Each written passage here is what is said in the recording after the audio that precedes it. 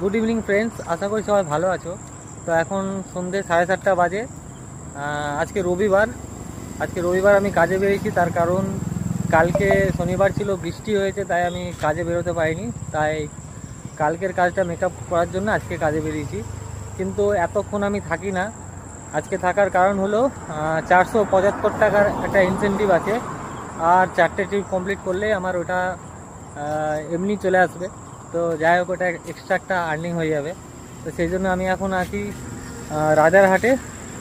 আর একটা চাপের ব্যাপার হচ্ছে, আমার এখন বাইকের তেল একটু কম আছে, আর এখানে কোনো আশেপাশে 4 কিলোমিটারের মধ্যে কোনো পেট্রোল পাম্প নেই। এই রাস্তাটা একটু ভয়ঙ্করই আছে, কারণ রাজারহাটের আউটসাইড পুরো এই দিকটা।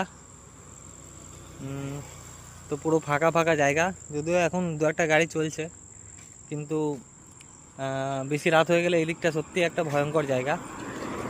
তো যাই হোক, 8 কিলোমিটারে এখান থেকে ডিস্টেন্স, নিউ টাউন 8 কিলোমিটার। তো ওখানে গিয়ে আমি তেলটা ভরবো। তো এখন একটা কাস্টমারের জন্য ওয়েট করছি, দেখা যাক কখন পাই, কারণ আমার বাইকের তেল একদম কম আছে। তো আমার আন্দাজে এখনও 5-6 কিলোমিটার তো চলে যাবে। তো আশা করছি ওই 4টে ট্রিপ আমি কমপ্লিট করে দেবো। কমপ্লিট হয়ে গেলে তারপরে আমি বাড়ি যাব।